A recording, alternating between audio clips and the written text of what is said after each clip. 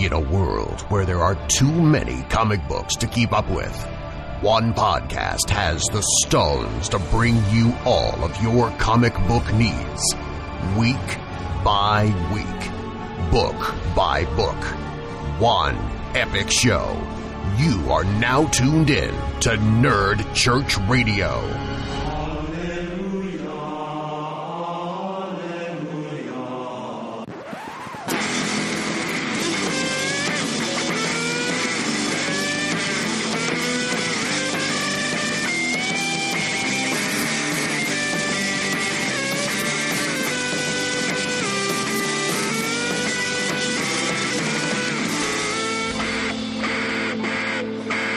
Hello and welcome to NCR DC Communion. I don't know, we're in focus episode. Episode special. Yeah, episode number special. I'm here. I'm your host Ben Dupé. I'm Noah O'Toole. I'm Ariel Dupé. Yeah, she's Ariel Dupé. If you didn't catch that. So yeah, this is episode number special, and we are covering Dark Knight's Metal number 1. It should be special 666. Sure. Okay. Yeah, I like that. Special 6. Metal. Yeah. Yep. I really like how they said the Earth has a metal core, because in high school everyone used to listen to metalcore music. Right. It's like metalcore. Anyway, sorry. Yeah. Okay. So yeah, we are a DC Comics fan podcast. We are a spoiler podcast. I can't think of anything else. I don't know. We are people who are going to be talking about the comic that came out today, Dark Knight's Metal number 1. This is an event comic. I'd venture to say the biggest event in DC Rebirth so far, probably.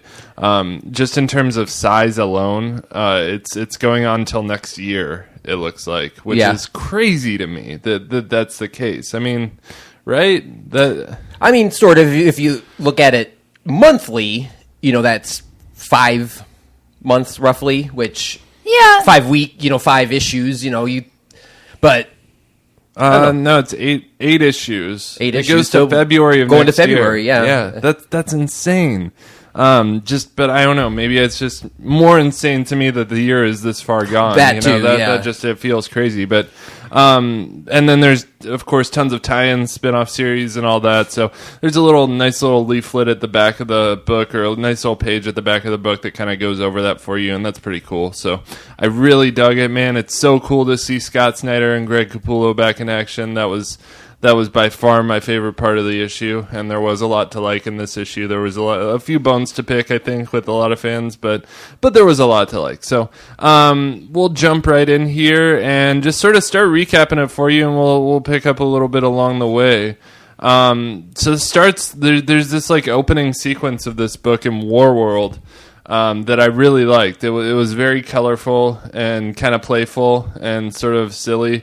But the Justice League has been captured, right? And they're having to fight in Warworld. Mm-hmm. And is that kind of how Warworld works? Because I haven't read a lot with Warworld. Yeah, that's Mongol is the ruler of Warworld, and he makes war moons, kind of like Death Stars, basically, that are just giant coliseums for him to fight warriors against other warriors, and that's why he was so interested in Superman back in the day when he first came out, is because he obviously thought Superman would make a great addition to his ultimate fighting pick, clearly, so. Well, and that's very odd, because if you look at Action Comics recently, where it left off is Mongol got thrown into space by General Zod, I think, and and it was Or Phantom Space?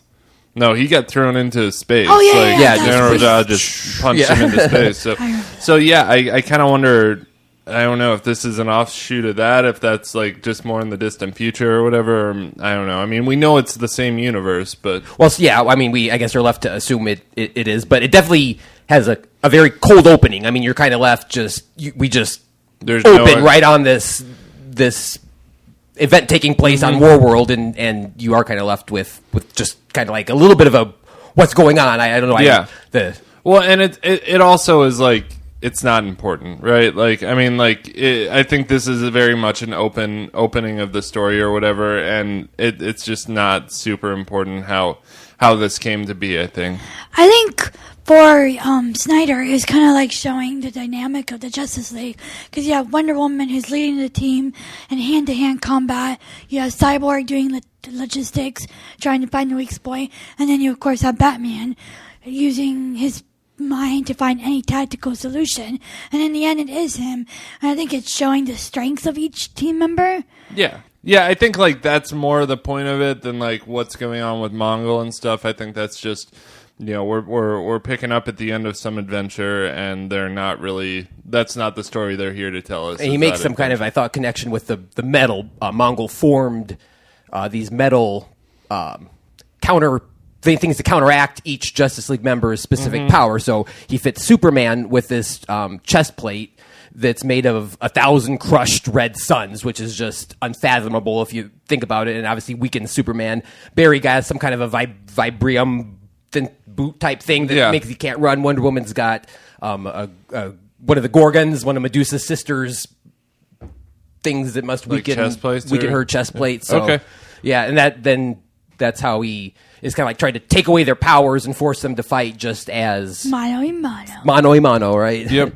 I love how they gave Aquaman just like a stick. And then, and who's the guy that kind of comes in to save the day here? It's I forget. Toy Master? Yeah, Toy Master. Yeah, Toy Master. And he kind of, what I got from this was like he kind of did this just to spite Mongol a little bit for taking. He tricked. Yeah, he built in a secret counter thing to signal to the Justice League how to take over, right? Yep, and yep. they end up forming this Go-Go Power Rangers. It meets like I don't know, meets like 80s hair metal or something. It's very much more brutal looking than a Power Rangers thing, but it is that same concept of they're all coming together. Yeah, there's a mechanoid type beast that's after each one of the League that I assume is somehow tied to them, because Wonder Woman says something about, well, mine has a Cassandra engine, so, and I researched the hell out of what a Cassandra engine might be, and I found absolutely nothing. I mean, Cassandra's a character in Greek mythology, but there's really no connection that I could see. Yeah. Anyway, it was a fun attempt, but Batman figures out through this Latin phrase that Toy Master says that there's a secret device in their mouth, and then they have to push the device and then let the mechanical beasts eat them. And Wonder Woman's like, wait, what? and that's like the funniest part. It was really bizarre, but still it worked. And this is where like your bone to pick comes out, is sort of where, you know, they mentioned that I think Batman sticks his arm in the monster's mouth, and someone, I forget who it was, Hal Jordan maybe says like, you know, you're gonna need Arthur Curry's Flash says it. Oh, you're gonna need Aquaman's old hook arm, right? And that is not part of continuity. Yeah, not anymore. So that's, I don't know if that's like an editorial slip up or what. I think it was an effort for him to like try to wow the fans just without any regard whatsoever to continuity, you know, like throw an Easter egg in there. But I think the continuity issues go back even earlier than this, and I know we just got started in the book, because why do we have Hal Jordan? Where's Simon and Jessica? They're the Green Lanterns right now. Yeah, that is kind of odd. Well, they are on their trapped billions of years ago right now in the other comics. But if you do that, if you're saying it's right now, why is Arthur with the Justice League and not trapped beneath Atlantis, right? Yeah, I don't know. That's very odd. It is. It really is very odd. And the only, you know, I guess the whole thing with me is if this is supposed to resonate with the giant crossover and everything, it needs to take the current continuity into regard, because just right off the bat, I'm feeling like it's an Elseworld story. That's what I thought. Because this isn't what's happening right now in the comics, but that could be explained later. Yeah, you know. I mean, and it's not an Elseworld story. It is part of this continuity. And even at the very start of this book, we forgot to mention there is a sort of a narrative that's being told that's like 50,000 years ago. We're reading Hawkman's journal. Carter Hall's journal. Yep, and we see a symbol of like, we're on the desert, and we see 3 symbols drawn in the sand. It's a wolf and a bear's paw and a bird.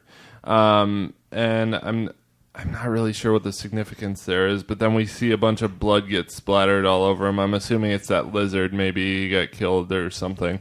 But the shadow of Batman is like kind of looming over these three symbols, or the shadow of something that looks like Batman. It looks like a cow, right? Yeah. So, any ideas on these three symbols or anything? Well, I mean, I think they're meant to signify like the early tribes of man. I don't know if they'll. I mean, to me, they don't seem like they come into play with any, current continuity thing. I think maybe just like it was his way to how he thinks history started. Okay. Yeah, I tried looking it up, but all I could find was like real life Indian tribes. Right. I mean, I think like the movie with Daryl Hannah, Clan of the Cave Bear or something like that. You know what I mean? Yeah. Where I think that's just All right. So yeah, we got that little sort of cryptic intro that's like part of, I feel like most. It's just we'll get an explanation later or whatever. But I do think it's important to remember it because I think it'll come into play later. They escape Warworld with the help of Toymaster, and then we get Yet they seem to leave him behind there. Yeah. Yeah, which who knows? I mean that's another thing that it's like. Again, we're just not supposed to think too hard about, I guess. Yeah, because it's just this is the adventure they're leaving, and we're watching the adventure they're coming into. So it's almost like. I don't know, man. It's almost like you watch like the last 10 minutes of Avengers 1 before you start Avengers 2 or something, like, I guess.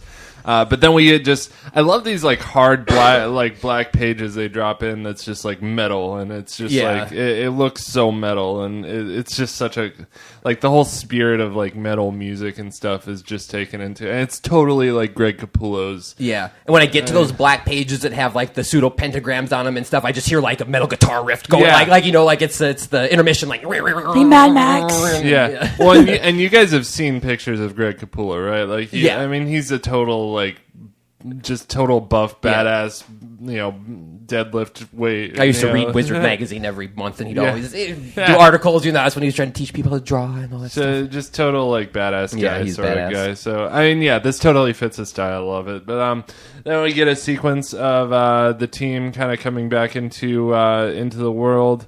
Let's see. So they're. Okay, so they get back to the world. Gotham City isn't quite the same as when they left it, though. There's a giant mountain in the center of Gotham City, and Soups kind of spots a bunker inside of the mountain and sends Flash to check it out, which is definitely what I would do, too. Yep, that's what the Flash does. He's the most expendable member. And I love it when he was, like, going through it, he was like, find a door, find a door, find a door. Because, like, I feel like in the last one of the Justice League things, he was like... Batman sent him out to do recon, and he was like, find a door, find a door, find a door. I would just do it because he's expendable, but, that's my personal feelings toward Barry Allen. Poor Barry. Sorry. Okay. So they all end up in the mountain, though, of course, they're going to go. And this is just a cool sort of drawn page, I think. Like, it's really well drawn. Just like that's double splash with... Well, it's not really a double splash. It's just a huge layout that we got that they did us a favor and laid it all out in one page. Right. But it looks really cool. So the League gets in and they go find first off, they're exploring this like mountain or whatever, and there's a bunker inside. And they find a pod with like 5 people, and it's like a cryopod or something. Well, the symbol on the bunker is important because that's the symbol of the Challengers of the Unknown. Okay, and that's who's in the pod, right? So is Challengers of the Unknown, is that something previously in DC continuity? Yeah, they're way old. They were old, yeah, like Legacy. Like 50s, I think. Okay, and they were just a group of kind of like the Fantastic Four. I think there were 3 guys and 1 girl. Kind of the token thing you'd do back in the 50s, like that. And they somehow escaped some just horrific explosion or accident or something unscathed, and they decided that they were meant to challenge the unknown and form Challengers of the Unknown. Okay, cool. Yeah, and that's who's in the pod that they find. Also, they find a Red Tornado that's powered down, just chilling there on the side. Cyborg mentions that he can power up Red Tornado and figure out what's going on here, but then they just kind of breeze over it and don't do it. So it's like, okay, but guys... I could power this up, right? What's going on? But anyway, so they got distracted because it's chasing us. Run! Right, they saw. Well, they saw that on the wall. Because my first thought was Tornado chasing them. Yeah. Oh yeah. I mean, that could not be what true. they intended. But I was my first thought. I was like, ooh, is he powered down because he was chasing? them and they stasis themselves and, powered him down. But Yeah. My first That wasn't what thought happened, people. when I saw this panel was like, wow, for someone who's writing in blood, they did a very neat job. Yeah, it's They very Yeah. creatively wrote it. that looks an awful lot like a font, Greg. yeah. Very, very skilled blood handwriter on the wall. That's so, like if you had to write blood, you're like, no, I'm going to make this look nice. yeah, as a graphic designer in me, I would be like perfecting it. Right, it's my dying words. So, they're just chilling out in this bunker, right, and like trying to figure out what's going on. And then they get interrupted again by the Blackhawks, which these are some people that were in Dark Knight. The Casting and the Forge, Dark Days. The Dark Casting, Days, right. Yep. I didn't really pay close attention to those two issues, much to my chagrin. I'll probably need to go back and That's and what I was read thinking as some I of got to those. this part 2, yeah. Yeah, because I didn't enjoy those issues. I didn't like a lot of the art in those issues. But I do think they're very important to the continuity of this, so I'll probably go back and read them. But the leader of the Blackhawks, it's interesting, is Hawk Girl. It's Hawk Girl, yeah. And she Kendra Saunders. Kendra Saunders, and she chopped off her wings and devoted her life to Stopping nth metal. yeah, or investigating it or whatever. I Yeah. don't know about wiping it. I kind of got the impression she wanted Wiping to wipe it it out, out. yeah. She talked about she thinks it's wiping it evil. out She wants to completely. wipe it Well, out. why'd she like keep a sliver of it then? To track it. To track it, I think. To Yeah. track it. Okay, that makes sense. She, Kendra Saunders and the Blackhawks, they asked the league to come with them, so that they can just sort of explain the bad guy situation, what's going on here, and the Justice League agrees, and so they end up in the South Pacific. So this is another interesting thing that I was interested. I don't know. It's kind of cool. So there are places on the planet that exist outside of normal science. Something about how the magnetic fields in Earth react with the metal core, Right. Not the metal core music, but the core Earth. of the Earth. Yeah. So I'm gonna use that one till it's gone, Yep. guys. Sorry. Anyway, she says the Mascara is one of those places, which is pretty cool. Yeah. To give us like a reason for that. Right. or whatever.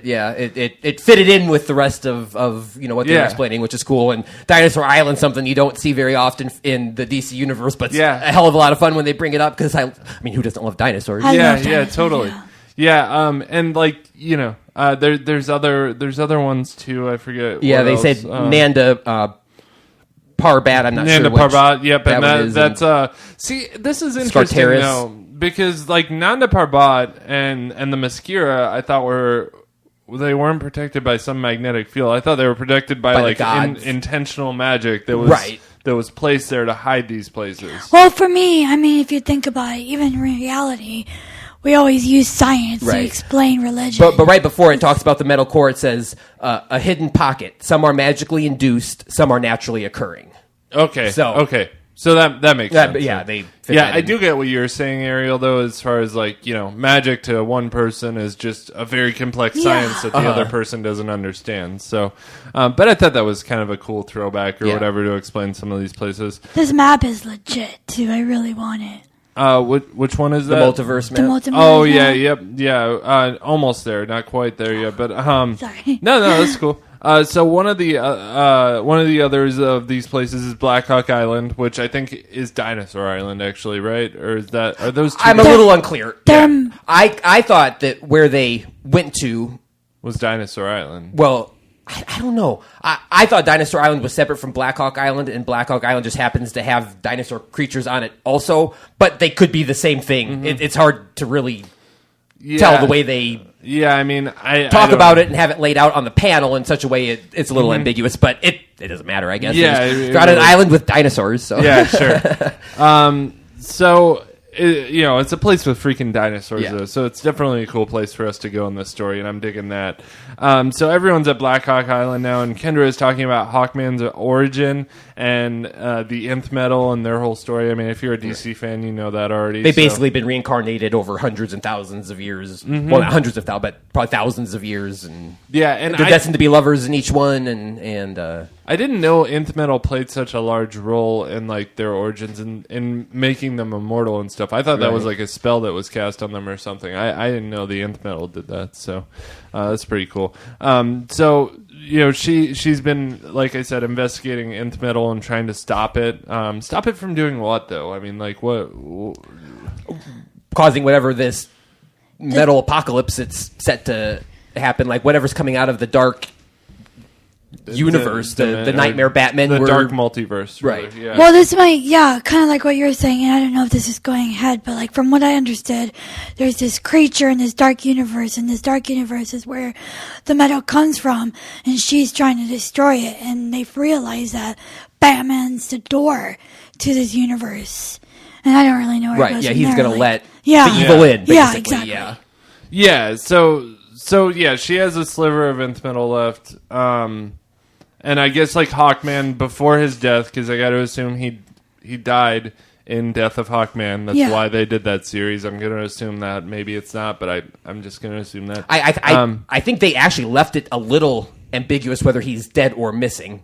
Well, they did a Death of Hawkman series not too long ago. So he died, right? And he died. Oh, he did that? Okay. Yeah, I thought, like they did that. That was its own like 6-issue story arc that they did almost at the start of Rebirth. Right, I remember that. I just, for some reason, I thought he... But maybe he's been reincarnated. I don't know. I find it too much of a coincidence that they do a Death of Hawkman series and then have him be such a big part of this, I think it's better that he's out of the picture so we can just let his journals narrate the right, thing, he plays an important part of the story, but he does it by not being in the story. Exactly. He does it by being the narrator. Yeah, because we're hearing his journals and I think things. that's a very cool like narrative element. I like that. So, so I guess Hawkman was trying to investigate the nth metal, and he got the Challenger the Challengers of the Unknown and Red Tornado to help him out. Which, now that you mention it, Challengers of the Unknown do look a lot like the Fantastic Four. They just, right. They have those purple outfits with the white gloves, and they look wholesome, and Red Tornado fits right in with them.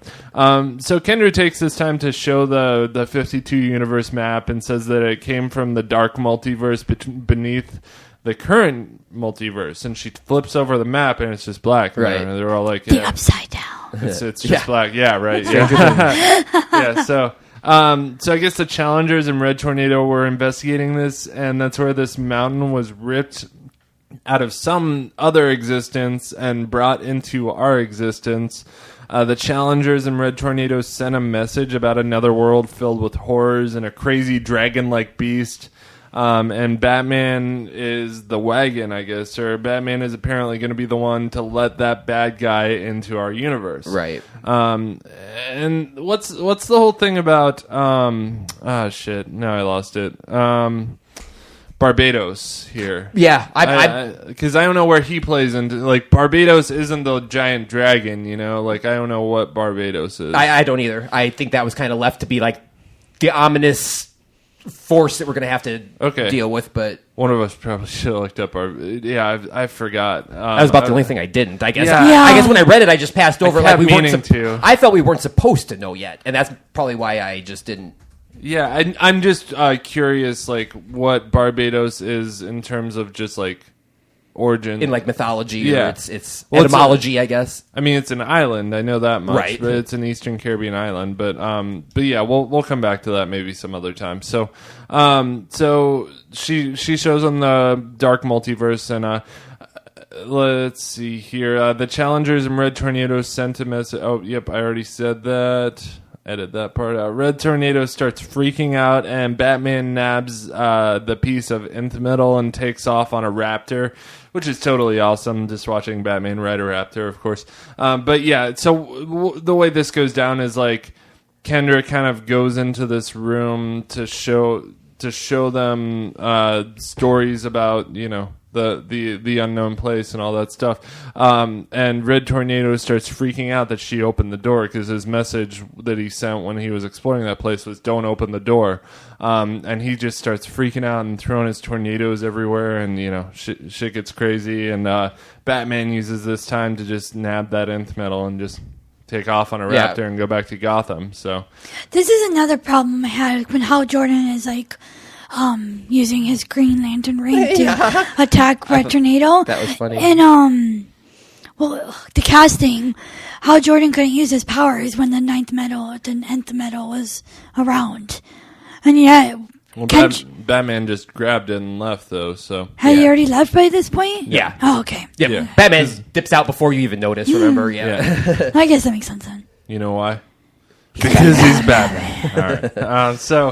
So the next... then we get a page of Dr. Fate and another holy being. Do you guys know who this silver person is? Yeah, it's Steel. Steel, okay. And they're having visions of dark beings, and you get Hawkman's... kind of narration of these people are going to start to have visions of really bad things that are going to go down. And then we see Plastic Man just chilling. The Plastic Man egg throws it. Yeah. It's an egg. Just chilling in Plastic Man egg. Batman keeps him there like silly putty, just, and it's just like, I don't know, there's an exclamation point. And so I guess that means he's having a vision inside there. So then we see Batman back at his cave. He finds the journal of Carter Hall, which revealed itself after he brought the nth metal back. So I guess once he brings the nth metal to, Wayne Manor, that's what unlocks the door to it was like a tuning fork or something. Mm-hmm. Yep. And so Batman's reading this thing. He's like, it was all real. This is crazy. And then at the very end, the Dream of the Endless shows up and is like, yep, it's all real. What's up, dude? And that's it. That's all we get. Okay, so just quick insert. Barbados in mythology is an Earl and Duke of Hell ruling 30 legions of demons and has 4 kings as his companions to command his legions. Oh, wow. I could see that. Sounds like a bad guy. That, then, yep. Yeah. Woo. Which makes sense because in Sandman, there's obviously lots of parallels to heaven and hell and all that mythology. Right. Well, stuff. Kendra also says the modern name comes from the words barbarous and Aeus. Foreign metal. Okay. So. Cool. Man, looking in, because I read Sandman Volume 1, which is just like a tip of an iceberg into that whole story. And I think it's one of the greatest comic book stories ever told. It's definitely considered one of the epitomes of good comic. It's like Watchmen level, it's just... Which I'm not personally into the Watchmen comic as much, but Sandman is very, very good. So, sorry. Go ahead. Yeah, okay. So this guy, his name is Daniel Hall. In the very first Sandman... and you're talking about the Dream of the Endless. Yes, that's that guy. Daniel Hall. That's Daniel Hall. So in the first volume of Sandman, he's a baby the whole time. Morpheus is the first Sandman, the first dream, and he's captured.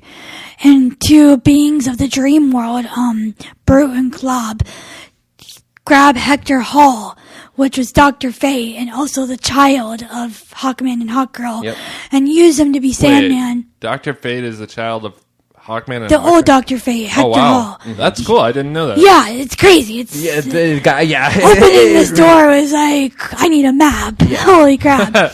So they used Hector Hall to have a Sandman that can be manipulated into doing what they want.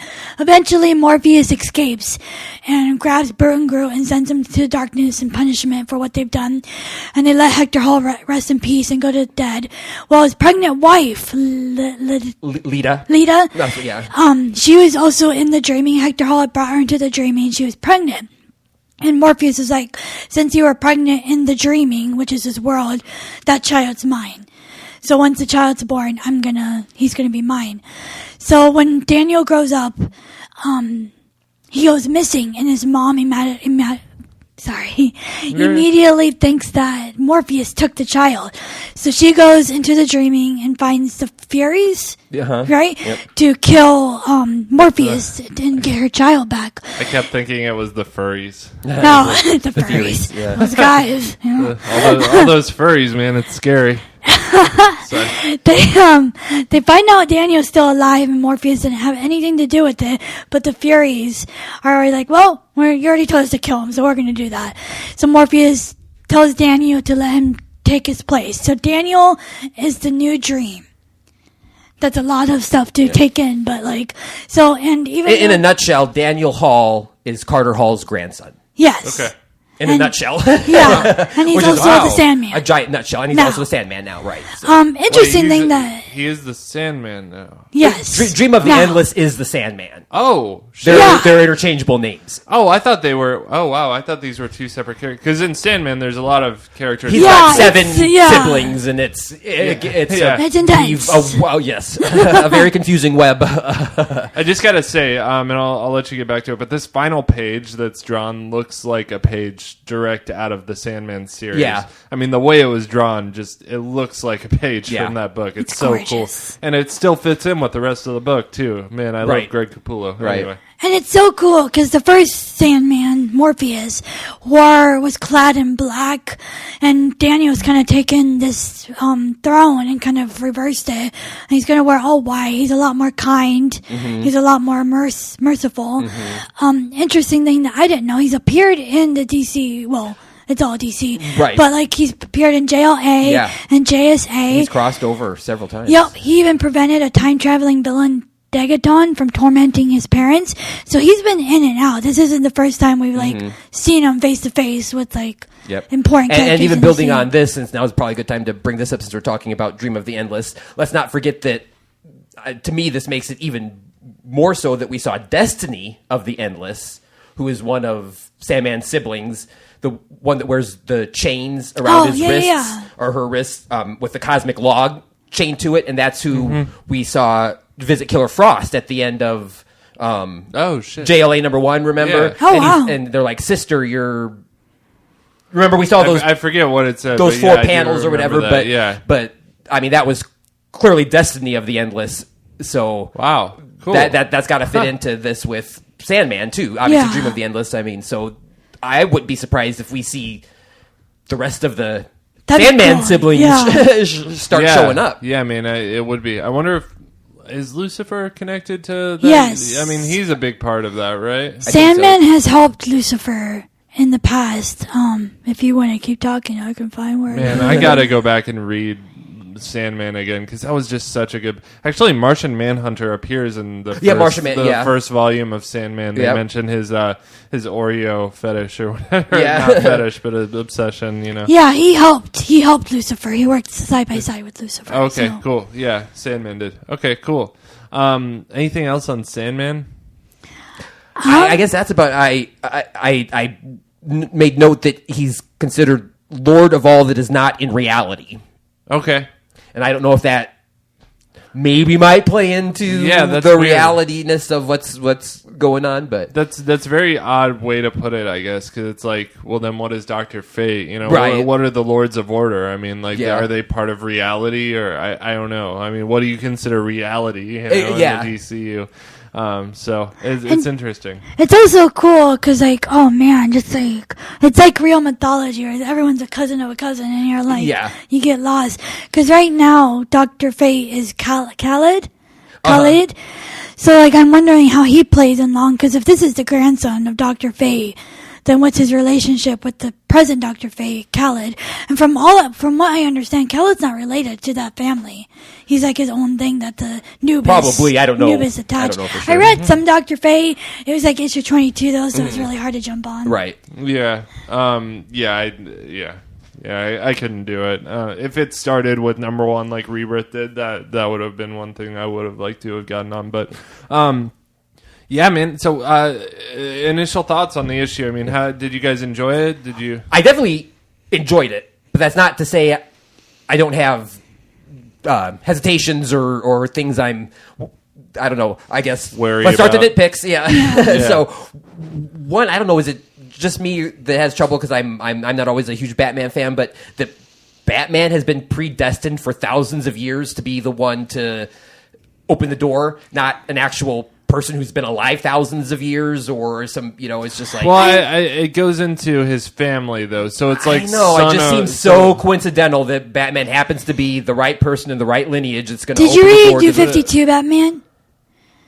Sometimes. Because the Court of Owls is all about how his family's roots are, like, deeply rooted in this whole... Also, it's not coincidental because, like, whoever did this, I mean, I got to assume knew how he was going to end up, Right. So I don't think it's just like another coincidence that Batman. I think like it can't be a coincidence. Otherwise, it's going to be stupid. I get what you're saying. I mean, it just seems like Batman seems like out of all the an powered easy pick. members of the Justice League, the least likely candidate that somebody thousands of years would foresee in the future is.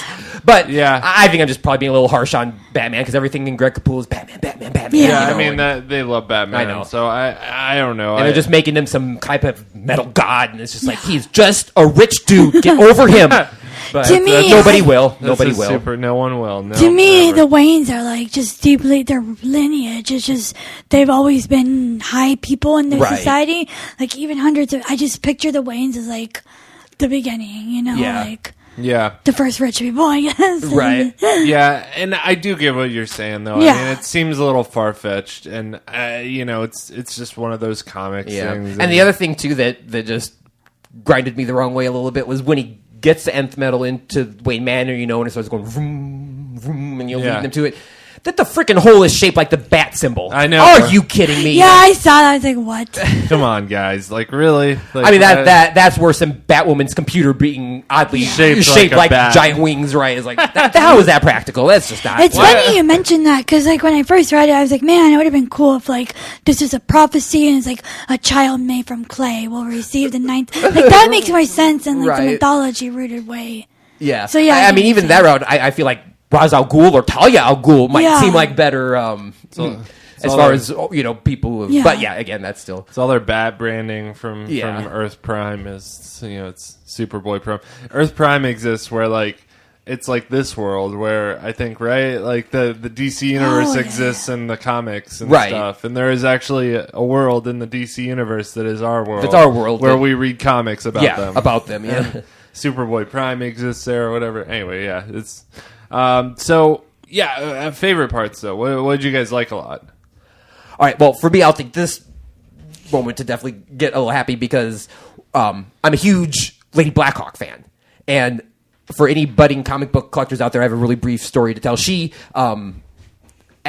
was actually around from the 50s. I mean, the Blackhawks are a very old book. Like when all the things were canceled because people weren't into superheroes anymore, Blackhawks was still published because it was about fighter pilots and like war people. It was more war Non-superhero. stories, right?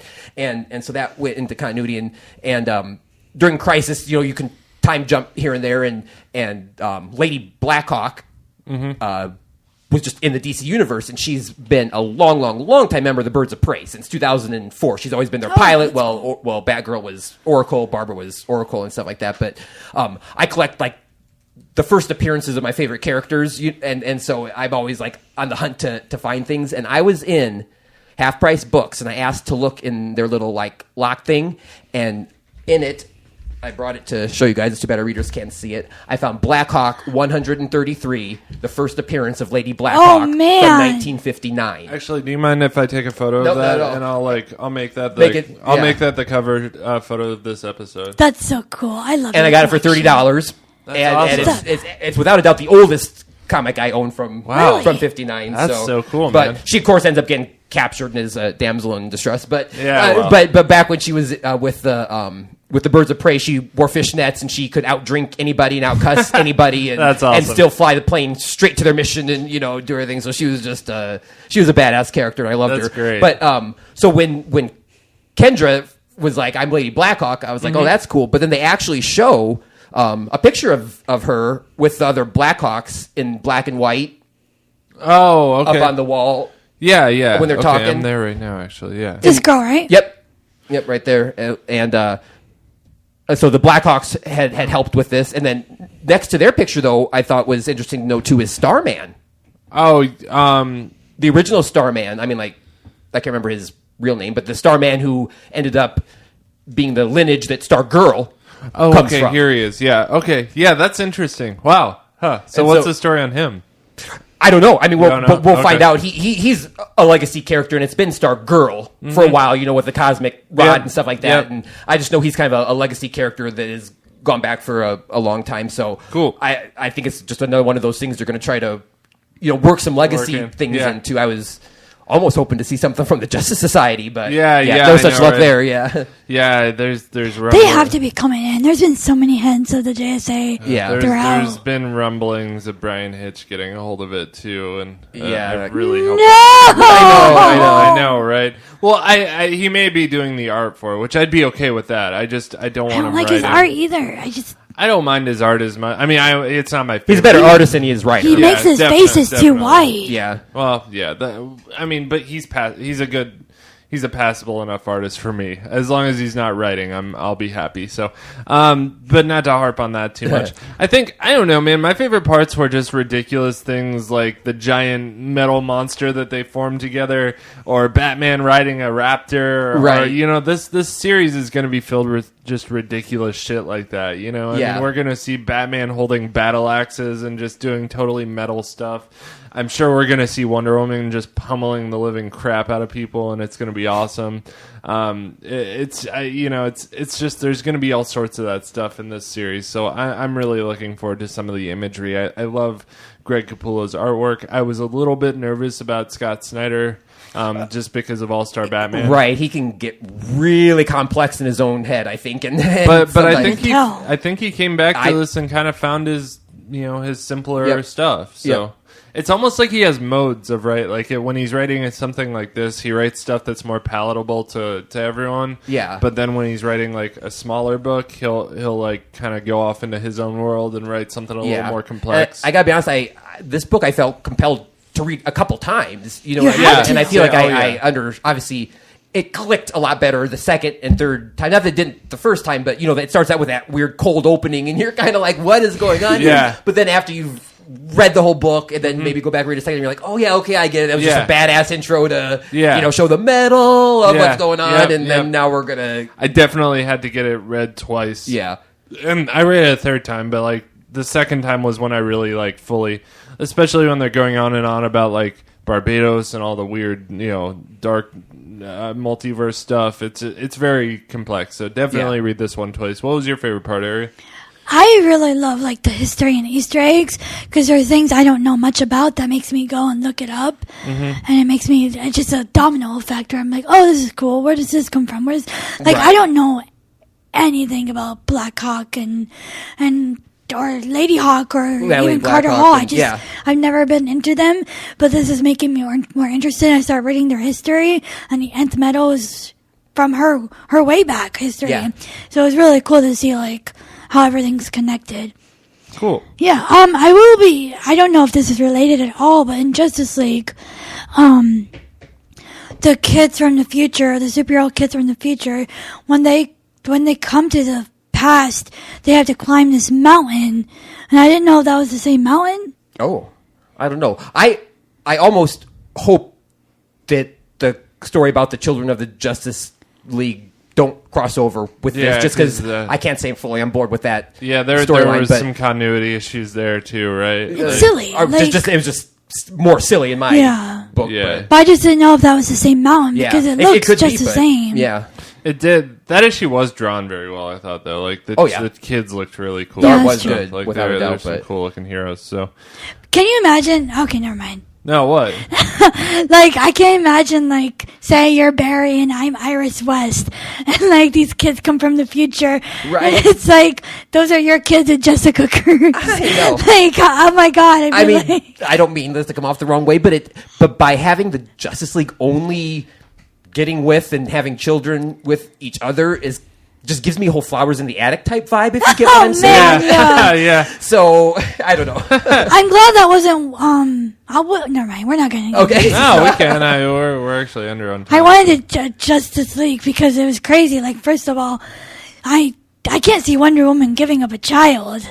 Well, that was about one of the only things I found interesting in it, that she gave, in this issue. You think that Hunter Prince is Superman and Wonder Woman's kid, glad he's on. But it's not. It seems like he's just Wonder Woman's with an unknown father. And when he was born a boy, she gave him to Superman, who raised him with Jonathan and everybody, and now he's all mad at Diana for abandoning him because he wasn't a woman, he wasn't an Amazon. But I, of course, think, did she do it for a noble reason? Like, was there some type of prophecy she was trying to avoid, or, I don't know. She looks like she's really guilty. But she doesn't know what's going to happen 20 years in the future, and if the Oracle is going to prophesy that her son will ruin something. I don't know. I'm just rolling with the ridiculousness of that storyline, but anyway.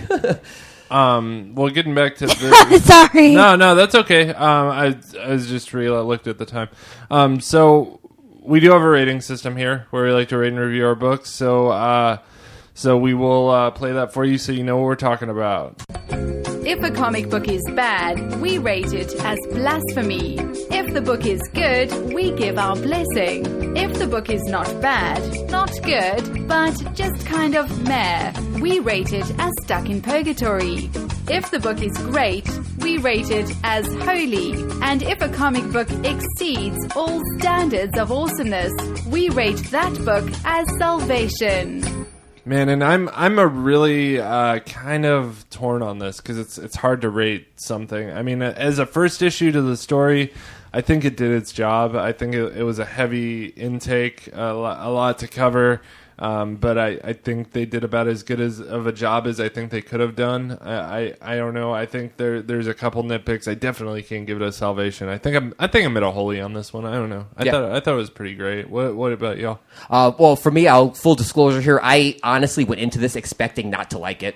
I just didn't think I would. I like pop, not metal, you know? And so I went in thinking, and I surprisingly found it very interesting, and I'm super compelled to read the next issue, and so I definitely gave it a holy. I mean, it was cool, strong, awesome. Well, I'm glad they got you hooked on it then. It makes me really nervous because from my perspective, I'm all about the big picture, and like bringing in this character Dream with the Watchmen characters. It seems like a heavy load for one company to take on, and I'm worried that as it goes further on, things are going to get too confusing. I mean, just looking up his history, his work. So, like, well, that also kind of makes me give them a little slack with continuity issues, just because they're working with so many characters and so much backstory. It's like, I don't know. And, I know they're a company. They should be fact-checking all this stuff and making sure. But it's like with so many... And to be honest, it does take place at an unknown time. Or and that's that's what I just keep, because comics thing, that's what I keep telling myself as I read it with it. Because, I mean, trust me, as a 90s Aquaman fan, I loved the bar about the hook hand. It just didn't fit in with what we know now. So I think if maybe we would have gotten it earlier, maybe even after Doomsday, because I think we're all knowing and ready that Doomsday is in November. Right. Like, this is everything we're working towards. Towards that book. But this very much feels separate from that. Like it does and it doesn't, because if it's in continuity, I'm trying to connect everything in the pieces. I'm always looking for puzzle pieces, and this is throwing me off. I think those two events are going to take place at different times, and I'm pretty sure Doomsday Clock is going to take place way ahead of this. It's going to have to, because otherwise the repercussions just are going to get weird. And I'm sort of feeling like there's two separate things going on here. I sort of feel like the Watchmen and Doomsday thing is across the Rebirth comic as a whole. Yeah. And this metal thing is in continuity, yet completely separate and spun off. Yeah. Right. More of a self-contained thing.